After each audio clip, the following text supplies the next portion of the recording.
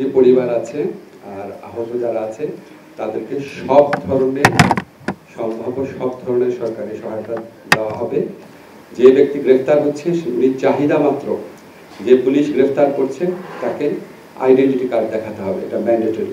যত দ্রুত সম্ভব গ্রেফতারকৃত ব্যক্তির পরিবার, বন্ধু বা লয়ারকে তার সাথে যোগাযোগ করে জানাতে হবে যে ওকে গ্রেফতার করেছে, আমরা এই কারণে গ্রেফতার করেছি, এই মামলায় গ্রেফতার করেছি।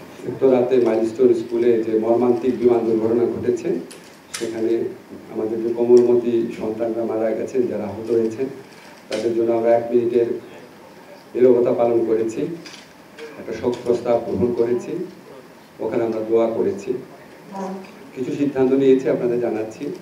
সেটা হচ্ছে, প্রথম সিদ্ধান্ত হচ্ছে নিহত যে পরিবার আছে আর আহত যারা আছে তাদেরকে সব ধরনের সম্ভাব্য সব ধরনের সরকারি সহায়তা দেওয়া হবে এবং এই ব্যাপারে করণীয় বিষয়ে শিক্ষা মন্ত্রণালয় সংশ্লিষ্ট যে স্কুল আছে, মাইলস্টোন স্কুল, তাদের সাথে কথা বলে এটা ডিটেইলটা নির্ধারণ করবে। সেকেন্ড, আমরা যে সিদ্ধান্তটা নিয়েছি সেটা হচ্ছে যে আমরা আগামীকাল সকল ধর্মীয় প্রতিষ্ঠানে আমরা যারা নিহতরা আছেন, আমাদের যে কোমলমতি সন্তানরা প্রাণ হারিয়েছেন, যারা আহত আছেন, তাদের জন্য সকল ধর্মীয় প্রতিষ্ঠানে আগামীকাল দোয়া করা হবে। থার্ড যে সিদ্ধান্তটা নিয়েছি আমরা সেটা হচ্ছে, আপনারা জানেন যে এই মর্মান্তিক বিমান দুর্ঘটনাকালে দুজন শিক্ষিকা তারা অসামান্য আত্মত্যাগের পরিচয় দিয়ে স্কুলের সন্তানদেরকে রক্ষা করার চেষ্টা করেছেন। ওনাদেরকে উপযুক্ত রাষ্ট্রীয় সম্মাননা প্রদান করা হবে। এক্স্যাক্টলি কি করা হবে সেটা আমরা খুব দ্রুত সিদ্ধান্ত নিব। এটা হচ্ছে উত্তরার ঘটনার মর্মান্তিক বিমান দুর্ঘটনার প্রেক্ষিতে সিদ্ধান্ত। আইনগত একটা অত্যন্ত গুরুত্বপূর্ণ পরিবর্তন করা হয়েছে। আপনারা জানেন ইতিপূর্বে আমরা সিপিসি বা দেওয়ানি কার্যবিধির পরিবর্তন করেছিলাম, সংশোধনী করেছিলাম।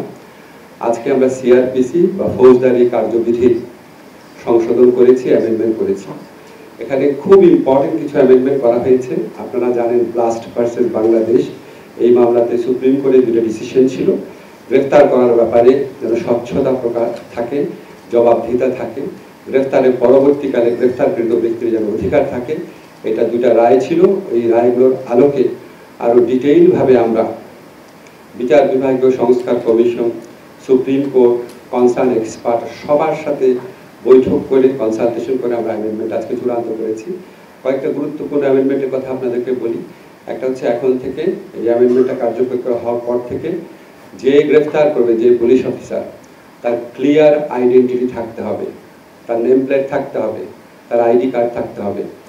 যে ব্যক্তি গ্রেফতার হচ্ছে উনি চাহিদা মাত্র যে পুলিশ গ্রেফতার করছে তাকে আইডেন্টিটি কার্ড দেখাতে হবে, এটা ম্যান্ডেটরি। RICL TMX, যুগের পর যুগ স্থাপনা থাকে মজবুত।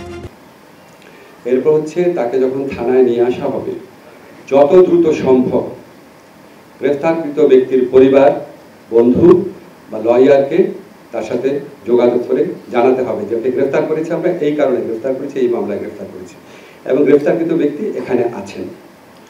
যত দ্রুত সম্ভব করতে হবে এবং কোনো অবস্থাতেই 12 ঘন্টার বেশি সময় নেওয়া যাবে না, এর মধ্যে জানাতেই হবে।